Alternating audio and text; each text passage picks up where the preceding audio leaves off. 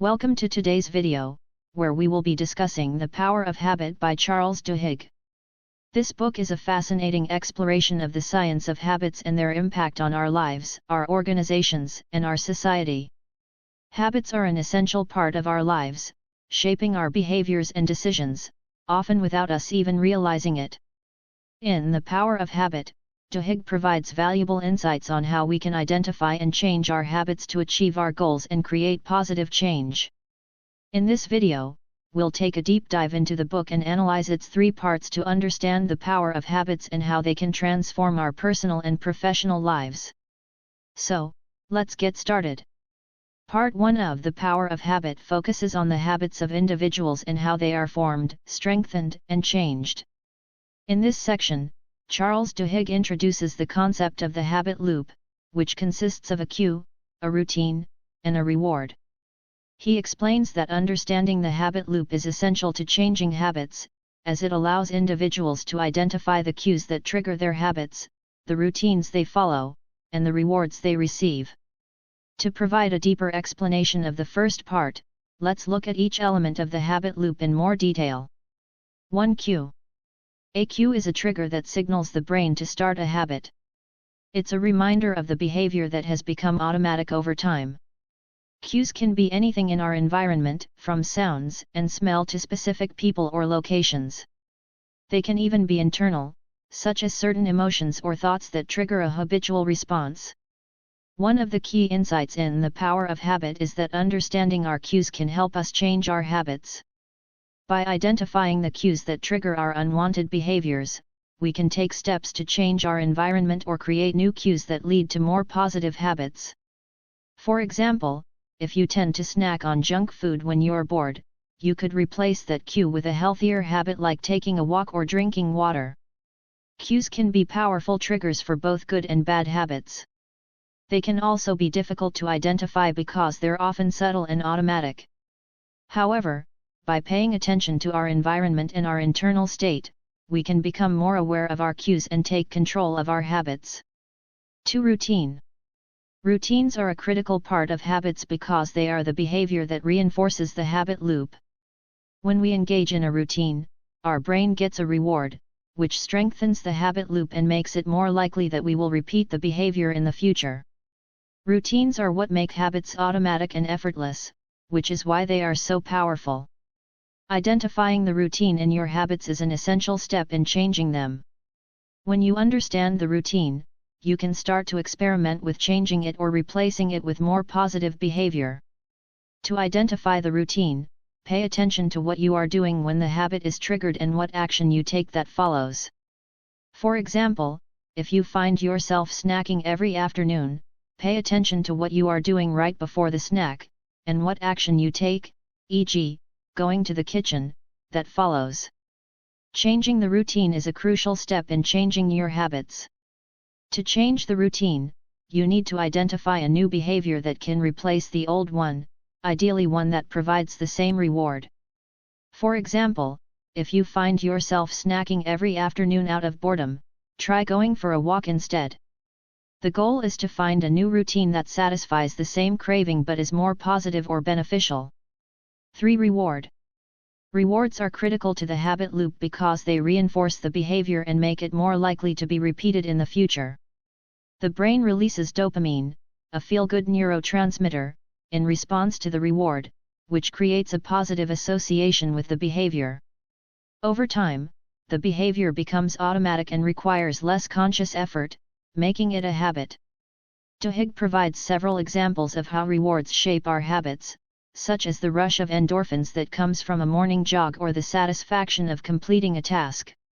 One of the key insights of the book is that rewards create cravings, which are a powerful force in driving our habits. When we receive a reward, our brain remembers the cue and the routine that led to it and associates them with the pleasurable feeling of the reward. This creates a craving for the reward in the future, which drives the habit loop. Duhigg explains that understanding the role of cravings is crucial in changing habits because it enables us to identify the root cause of the behavior. Duhigg emphasizes that the reward has to be positive to create a lasting habit.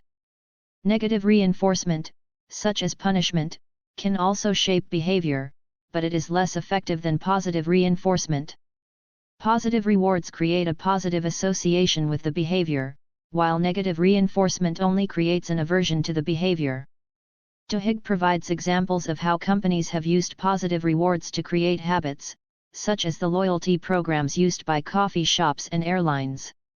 To change a habit, Duhigg suggests that individuals need to identify the cues and rewards associated with their habits and then experiment with changing the routine. He provides a number of examples of how this can be done, such as replacing the routine of snacking with a different behavior, such as taking a walk or doing some deep breathing exercises, while still keeping the same cue and reward. Duhigg also discusses the role of willpower in habit formation and suggests that willpower is like a muscle that can be strengthened through practice. He provides several examples of how people have successfully changed their habits through willpower, such as a woman who quit smoking by replacing the routine of smoking with running. Part 2 of The Power of Habit focuses on the habits of successful organizations and how they can use habits to create a culture of excellence.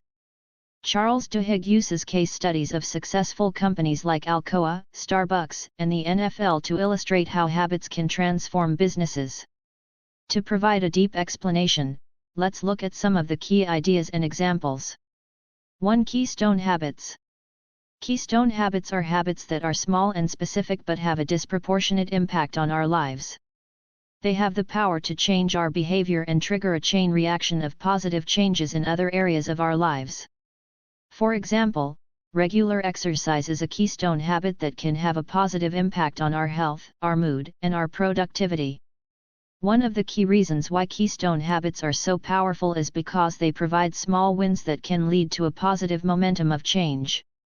When we start with small changes, such as making our bed every morning or meditating for 5 minutes a day, we create a sense of accomplishment that can build our confidence and motivation for larger changes. Keystone habits have the power to create a ripple effect in other areas of our lives. For example, if we develop a habit of regular exercise, we may also start eating healthier, sleeping better, and being more productive at work. These positive changes can lead to a snowball effect of positive habits and can transform our lives.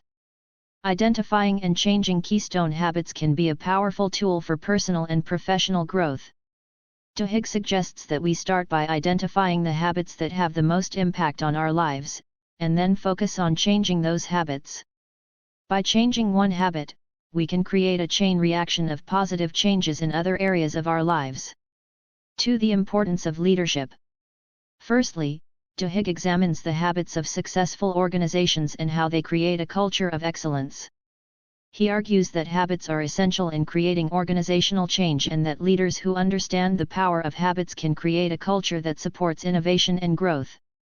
He provides examples of companies like Alcoa and Starbucks, which were able to create a culture of excellence by changing their habits. Secondly, Duhigg stresses the importance of keystone habits in creating a culture of excellence. Keystone habits are habits that have a ripple effect on other habits and behaviors in an organization. Duhigg provides examples of how companies like Google and the San Antonio Spurs were able to create a culture of excellence by identifying and changing their keystone habits. Thirdly, Duhigg emphasizes the role of leadership in creating and sustaining a culture of excellence. He argues that leaders who model good habits and understand the importance of keystone habits can create an environment that supports innovation, growth, and success. He provides examples of how leaders like Paul O'Neill and Rick Pitino were able to transform their organizations by changing their habits and inspiring others to do the same.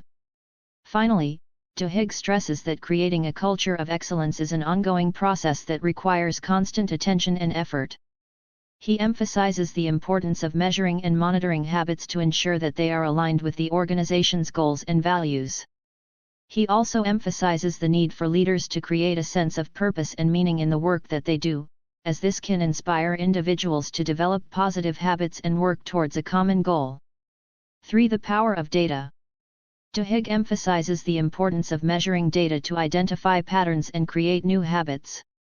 By analyzing data, organizations can determine which behaviors and habits are most effective in achieving their goals, and then use this information to create new habits that are more productive and efficient. For example, retailers use data to track customer behavior and then create new store layouts and product displays that encourage more sales. Duhigg discusses how organizations can use data to reward positive habits and discourage negative ones. By collecting data on employee behavior, for example, organizations can identify the most productive habits and then use rewards and incentives to encourage employees to adopt these behaviors. This can be done through performance reviews, bonuses, or other forms of recognition. Duhigg explains how data can be used to create and reinforce organizational culture. By collecting and analyzing data on employee behavior, companies can create a culture of accountability and high performance. This can be done by using data to set goals, track progress, and provide feedback to employees. 4 Habits in customer service. Duhigg argues that customer service is not just about responding to customers' needs but about creating habits that keep customers coming back. For example, a restaurant that consistently provides excellent customer service creates a habit among its customers of returning for future meals. These habits are not just limited to the customers but extend to the employees as well.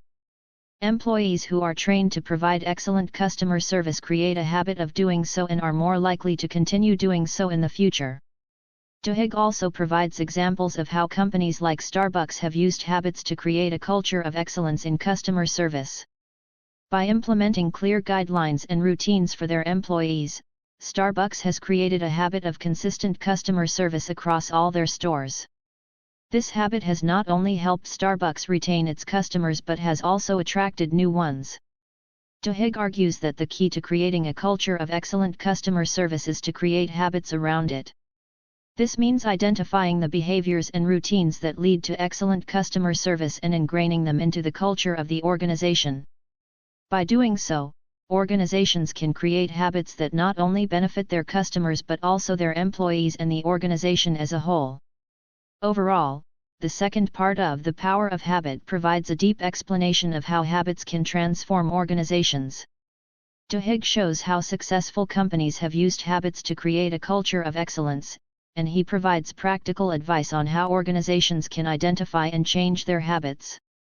The section emphasizes the importance of strong leadership, data analysis, and a focus on customer service in creating a successful organization.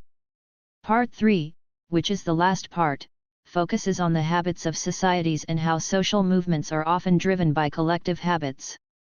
Charles Duhigg explores the role of habits in social change, and how understanding these habits can help create positive change. Let's look at some of the key ideas and examples in order to provide a deep explanation of this part. 1. The power of social movements. According to Duhigg, social movements are driven by collective habits that create a sense of solidarity and purpose among its participants. These habits include routines of cooperation, persistence, and shared identity. The civil rights movement is a prime example of a social movement driven by these collective habits. The movement was able to mobilize large groups of people towards a common goal, largely due to the habits of collaboration and persistence among its participants. Duhigg provides a detailed example of how collective habits played a key role in the success of the Montgomery bus boycott, which was a pivotal event in the civil rights movement. The boycott was driven by the habits of collaboration and persistence among African American residents of Montgomery, Alabama, who refused to ride the buses after the arrest of Rosa Parks. The boycott lasted for over a year, and the habits of its participants played a crucial role in the eventual desegregation of public transportation in Montgomery. Duhigg also explores the habits of protests and how they can be used to create social change. He provides examples of how the Arab Spring and the Occupy Wall Street movement were driven by habits of social cooperation, which allowed large groups of people to come together to demand political and economic change. These movements were successful in part because they were able to create new habits of collaboration and social organization. 2. The habits of protests and social change. Duhigg emphasizes the role of collective habits in driving social movements and protests. He argues that habits are not just individual behaviors but are also shared among groups of people. Habits such as persistence, cooperation, and solidarity are essential in mobilizing and sustaining social movements. Duhigg provides examples of social movements such as the Montgomery bus boycott and the civil rights movement, which were driven by collective habits such as persistence, discipline, and cooperation. These habits enabled people to organize and sustain protests, even in the face of violence and repression. Duhigg also explores the habits of successful protests and how they can create positive change. He provides examples of the Occupy Wall Street movement and the Arab Spring, which were driven by habits of social cooperation, empathy, and openness. These habits helped create a sense of community among protesters and mobilize large groups of people toward a common goal. Duhigg emphasizes the importance of creating positive habits in social movements and protests. He argues that by creating habits of empathy, openness, and social cooperation, social movements can create lasting change. These positive habits can also help overcome divisions and bring people together around a common goal. 3. The role of advertising and marketing. Duhigg argues that companies use advertising and marketing to create habits around their products. This is achieved by creating cues and rewards that trigger a craving in the consumer, leading to a repetitive behavior or habit. For example, a person may see a television commercial for a fast food chain and be triggered to crave a burger, leading to the repetitive behavior of purchasing a burger from that chain. The habits of consumer behavior are critical in understanding the power of advertising and marketing. Companies study the habits of their target consumers to create marketing campaigns that trigger cravings and lead to repetitive behavior. By understanding consumer habits, companies can create a sense of loyalty and brand identity that leads to continued purchases. While advertising and marketing are often associated with creating unhealthy habits, they can also be used to create positive habits. For example, public health campaigns use advertising to promote healthy habits like exercise and healthy eating. By creating cues and rewards that trigger a craving for healthy habits, individuals are more likely to adopt and maintain these habits. Duhigg argues that by understanding and changing consumer habits, we can create positive social change. For example, if consumers develop a habit of bringing reusable bags to the grocery store, it can reduce the amount of plastic waste in the environment. By creating marketing campaigns that promote this habit, we can change consumer behavior and create a positive impact on the environment. 4. Habits and public health. One of the key points that Duhigg makes in this section is the importance of creating social norms around healthy habits. Duhigg argues that people are more likely to adopt healthy habits if they see others around them doing the same. He provides examples of how public health campaigns have successfully changed habits by promoting new behaviors and creating social norms around healthy habits.